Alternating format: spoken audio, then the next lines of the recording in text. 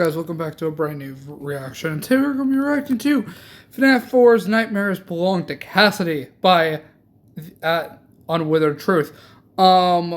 So I'm pretty sure this is the video someone requested on another video I reacted to.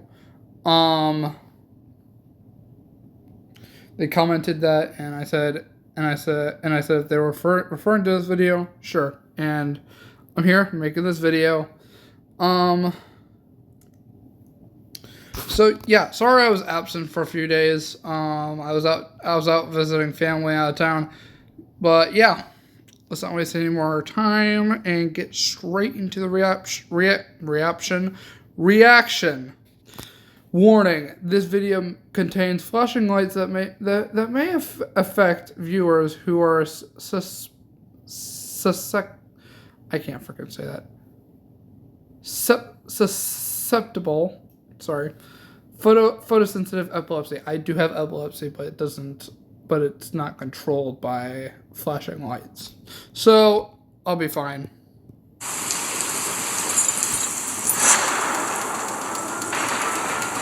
Like they're not triggered by flashing lights. In all of FNaF, there is one character who nobody can agree on.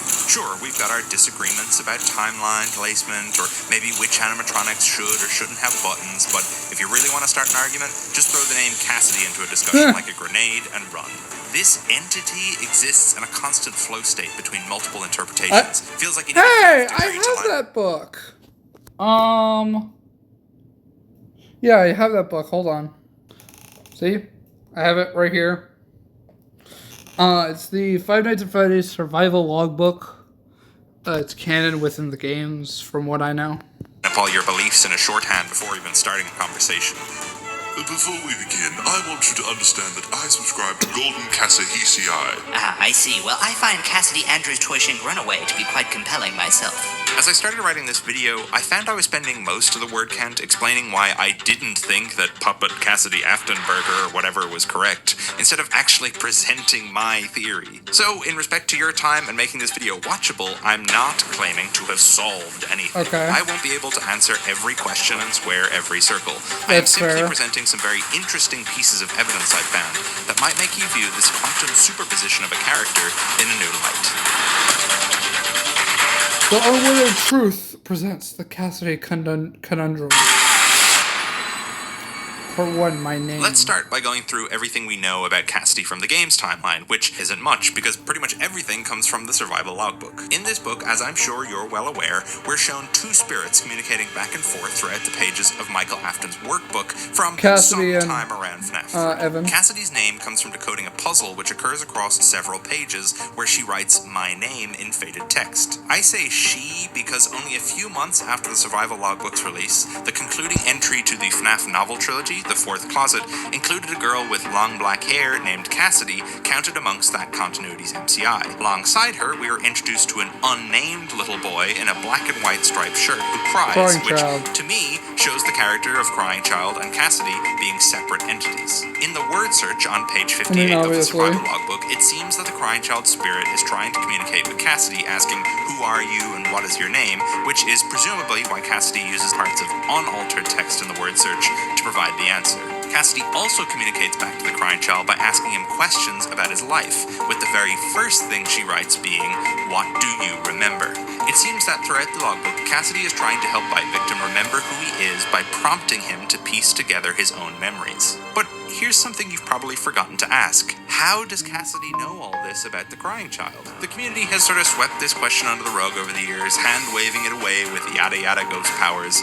But for a moment, let's consider that there might be more to understand about Cassidy, given how much she knows about the kid who seems to have been killed years before her. Take a closer look at some of the things she asked the Crying Child throughout the logbook. Was your favorite childhood toy a plastic purple telephone? This is an explicit reference to FNaF 4's Nightmares, where we see a purple and blue telephone toy as one of 3 important items laid out on the floor. So, Cassidy has somehow seen or is aware of this toy and its connection to the Crying Child. On page 83, next to a picture of Bonnie jamming out on his guitar surrounded by musical notes, Cassidy asks, Is this song familiar to you? This one's a bit more subtle, but it's actually a reference to the Fredbear and Friends TV show in FNaF 4, which, if you'll remember, was the only in-game 1983 reference. And on that TV show, we see this exact image, but in 8-bit. On page 75, when the book presents us with an image of the Fredbear plush, Cassidy asks, "Does he still talk to you?" This one is particularly interesting. Not only is Cassidy aware of the crying child having spoken to the Fredbear plush, something other characters in FNaF 4 are seemingly oblivious to, but that this character may still have the ability to commune with him in the afterlife. If we are right about this book being around FNaF 3, then he's been dead for over 30 years at this point. Why would his imaginary friend still talk to him? And why would Cassidy bring it up?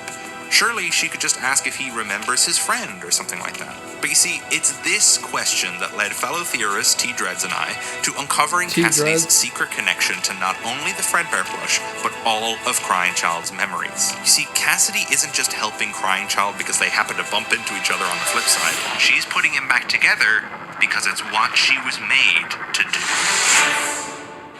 On the flip side. The death? The afterlife? He's here, he's there, he's everywhere. Who you gonna call? Psychic friend Will Plush.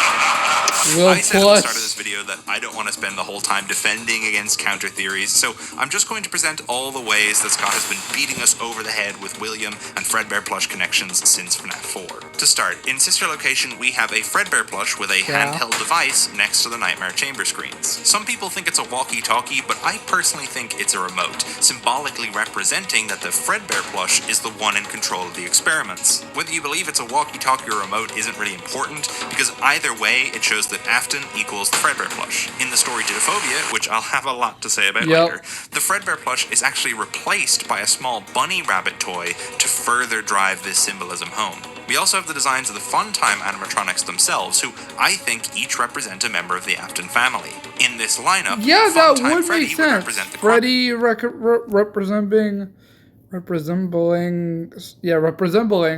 Evan, Pelora representing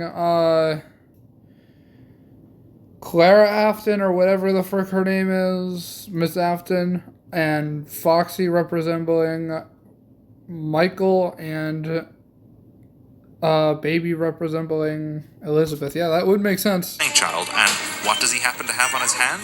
A small bunny puppet who's telling him what to do. Later, in Ultimate Custom Night... Oh yeah, the bunny puppet has to be William Afton, right? The final line right? of dialogue spoken in all of UCN's cutscenes, in a scene set by the tree under which the crying child is buried, Toy Chica says... Toy Chica is William Afton. The Fredbear plush's signature catchphrase. The reason all of this is important is because, presuming Afton is the plush, we can say for certain that he promises to put the crying child back together at the end of FNaF 4. But what does that actually mean? We see a weird meta And which kind of makes sense, because not this week, but it's the next 2 weeks. It's in the next 2 weeks. It'll be the Five Nights at Freddy's 4 10th anniversary.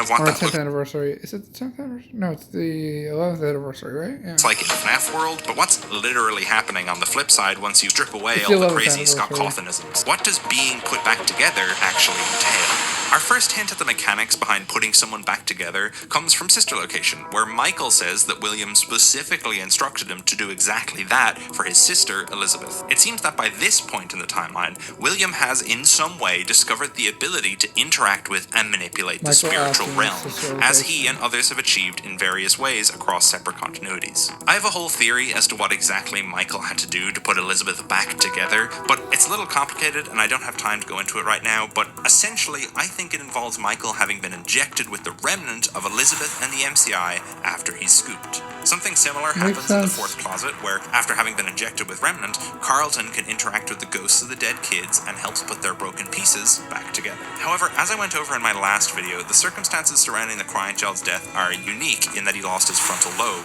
which I argue means his breaking occurred before he ever flatlined. In Elizabeth's case, her remnant was being physically divided across multiple machines, which some people argue makes her situation completely different to the crying child. However, I think all of William's experimentation in the bunker was so that he could create a controlled environment in which he could learn the secrets of Remnant and recombining spirits. But you see, Crying Child's broken mind was a problem before he died, which means that reassembling him was a more arduous process than just gathering a bunch of soul juice and chucking it into Fredbear. Cece's ability to recall information was heavily damaged when he lost his frontal lobe, meaning there needed to be a much more hands-on approach to putting him back together. In FNaF World, we play as an entity who William says was made for one thing. William commands us through the spirit world to find the pieces of Crying Child and put them in place so that he can one day find his way back to his soul. And this is where Cassidy comes back in. Cassidy is who we play as in FNaF World. She was the one William made to put the Crying Child back together. But this wasn't just as simple as finding a random kid and tapping them to go find some memories. Oh no. What I'm about to show you indicates that William specifically designed the perfect victim to help the Crying Child. And who's better to help you remember who you are than yourself?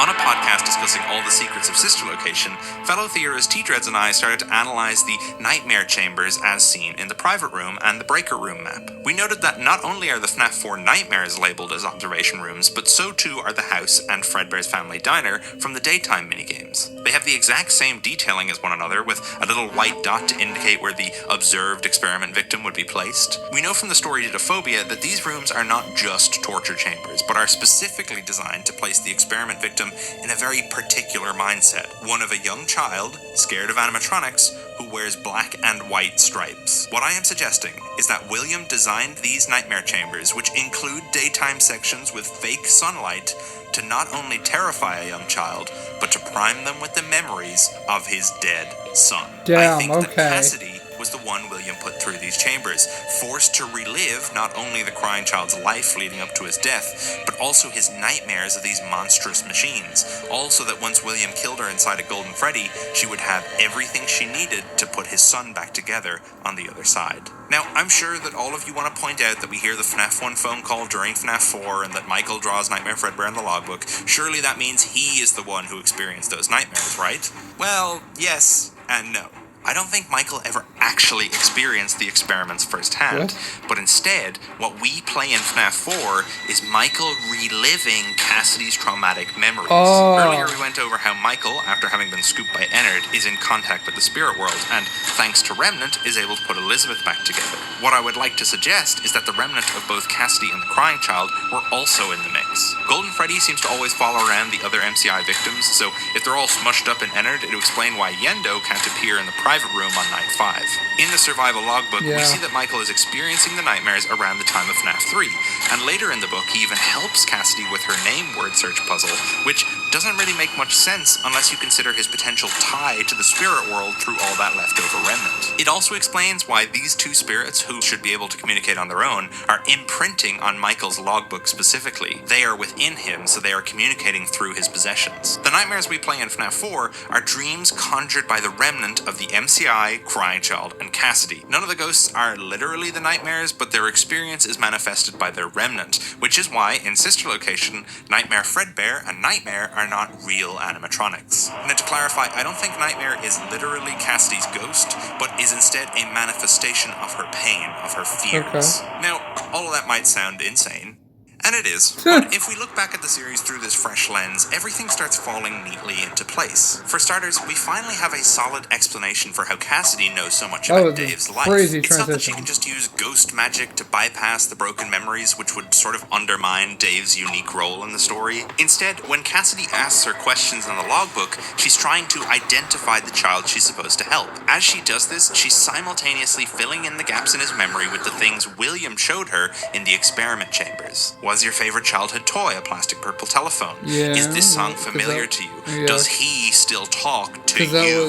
With this final question, Cassie's not just asking if Crying Child has heard from William, she's asking if she's the only one who can hear him after death. If you're not convinced, take a look at the page directly across from the word search, which is clearly haunted by the Crying Child. It's a mirror. Fellow theorist Hyperdroid solved this particular puzzle by taking Crying Child's responses to some of Cassidy's prompts and then using them as coordinates in the Foxy grid. Then, if you reflect those letters, you get the answer D-A-V-E, making it so that these two pages provide the name of both spirits haunting the logbook. Both Cassidy and Dave share a reflection. What do you see? Cassidy. Cassidy was sent into the spirit world to help the Crying Child piece together his broken memories with the blanks left behind in her constructed experience. Don't believe me? Well, I don't blame you. This is probably the most insane theory I've ever entertained, but there's actually even more evidence. In FNaF 3, throughout the minigames, which clearly represent memories of the Crying Child's experiences, we collect pieces of the MCI's souls, which culminate in Happiest Day, a minigame where a crying child sits at the far end of a birthday table. Bringing all the souls together in one place allows them to move on from their tormented afterlife and finally be at rest. But what has this all got to do with Dave? Why are the MCI so heavily involved in setting him free? Well, I think that this was William's plan all along. At the end of FNaF 4, when we see the Fredbear plush promise Dave that he'll put him back together, the plush's text color changes from its usual yellow to a slightly different shade. But this color is not random. It's specifically the same color as was used by the Pigtail Girl in an earlier minigame. The Pigtail Girl is the one who tells the Crying Child that the animatronics come to life at night, and if you die, they hide your body and never tell anyone. I think this text color change is not to indicate a different speaker, but instead show us that the promise William makes to his son is directly related to what this girl says. Worm commits the MCI specifically to help put his son back together.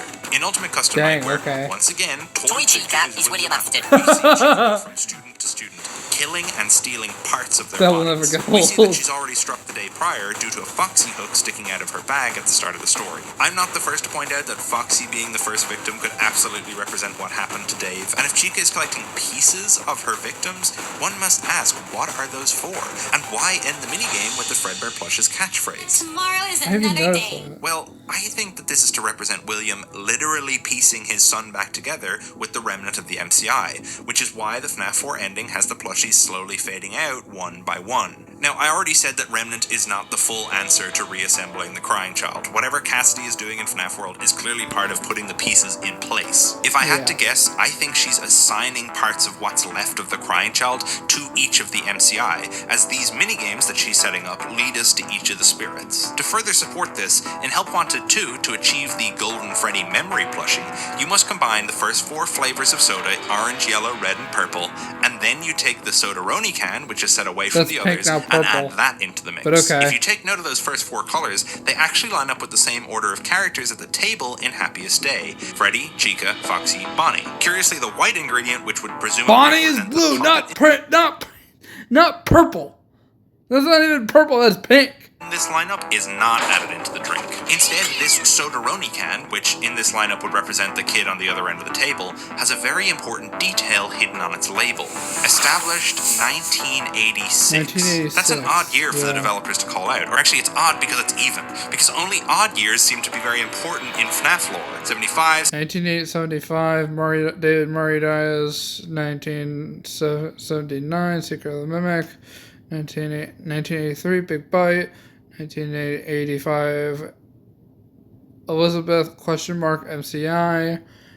1987, Second Bite. 1993, FNaF 1, probably, 79, 83, 85, 87, 93, so why 1986? Well, it's because our last component, Cassidy, was not killed on that fateful day in 1985. She went missing and was kept alive in the Nightmare Chambers for an entire year. In case you think that's a stretch, remember, Didophobia showed us that the Nightmare Chambers are self-sustaining, to the point where Rory, the victim of the nightmares in that continuity, was trapped in them for over 10 years without faltering. So, okay, does this mean that Cassidy is the receiver of Happiest Day? That would kind of throw this whole theory out the window, right? Well, not exactly. Jumping back to the Survival Logbook, one thing I never see brought up about Cassidy's side of the conversation is that she's only ever asking questions until her very last appearance in the book. The party was for you. A statement.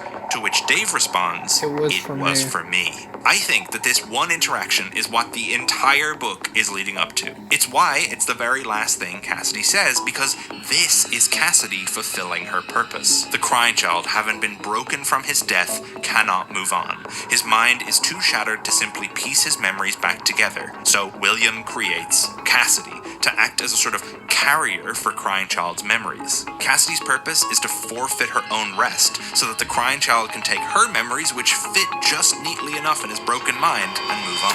The minigames in FNaF 3 represent aspects of the crying child's broken mind being reunited, but they ultimately lead to a false memory. Happiest Day is not the crying child's birthday.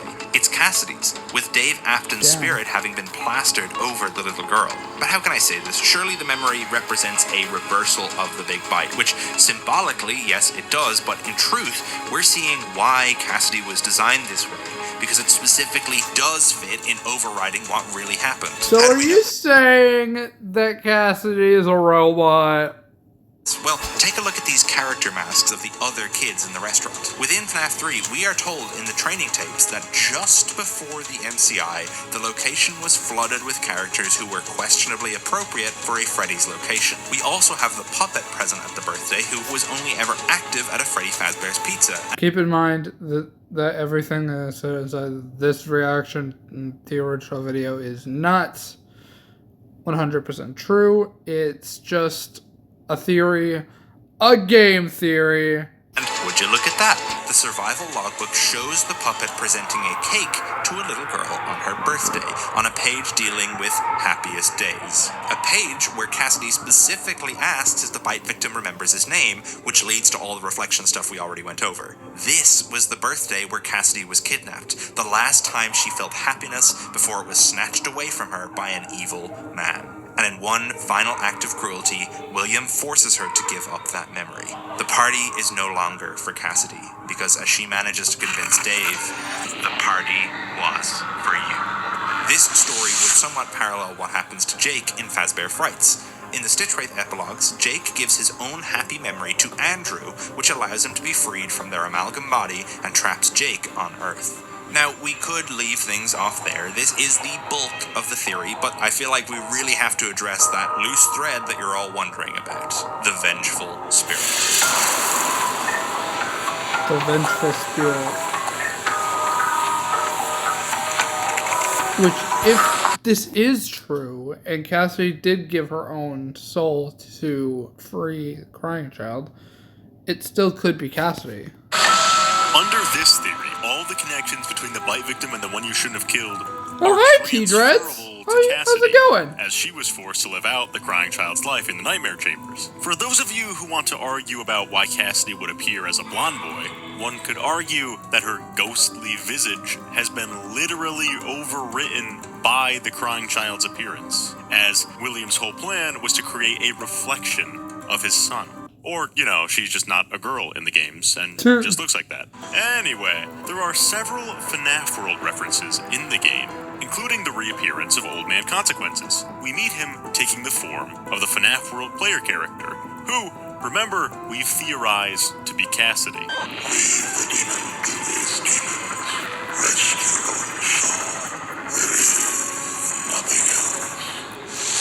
The main menu music for UCN is called isotrophobia, which means, and I can't believe I'm saying this, an intense, irrational fear of mirrors.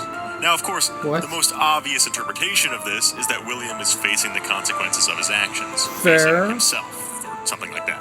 But the fact that the survival logbook only came out a few months before this game, and featured a mirror very prominently, is interesting. Throughout the game, there are also several voice lines which work really well under this theory. This is how it feels, and you get to experience it over and over and over again, forever.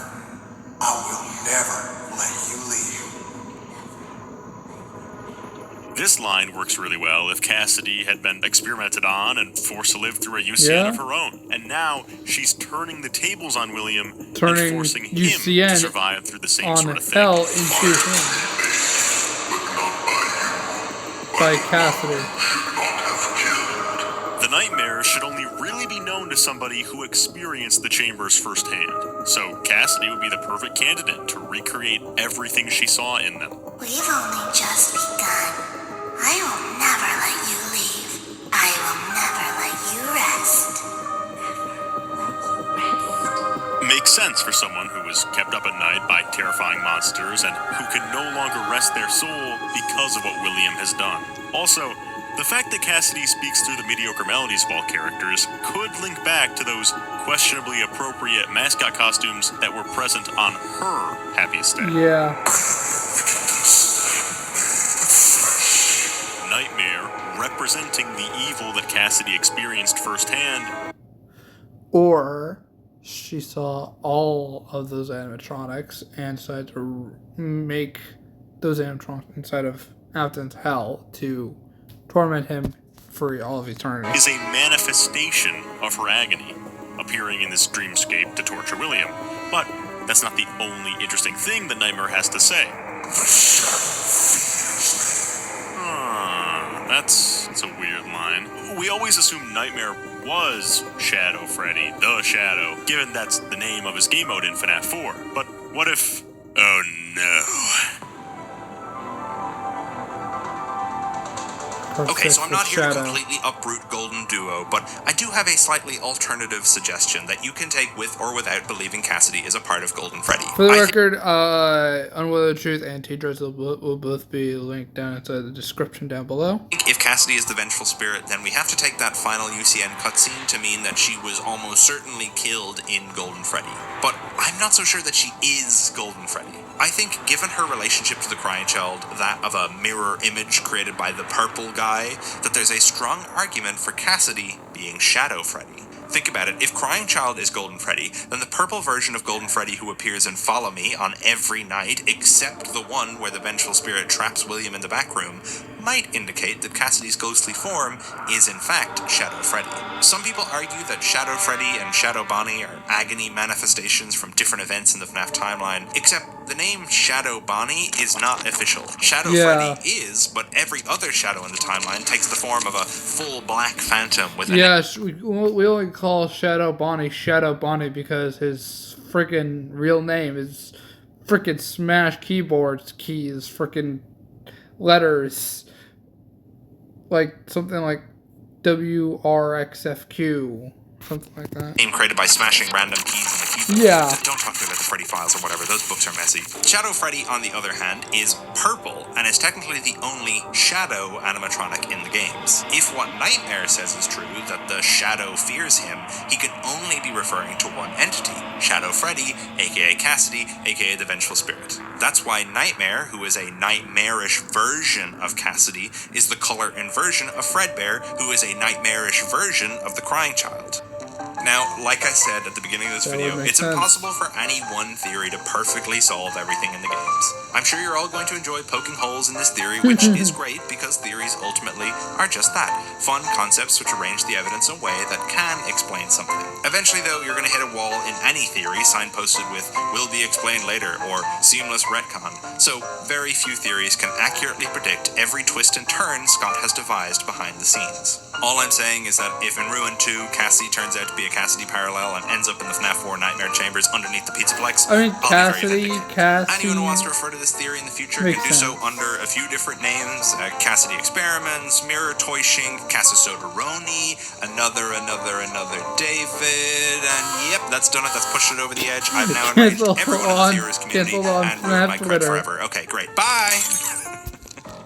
Anyway, yeah. Great theory, great video. Make sure to subscribe, like the reaction.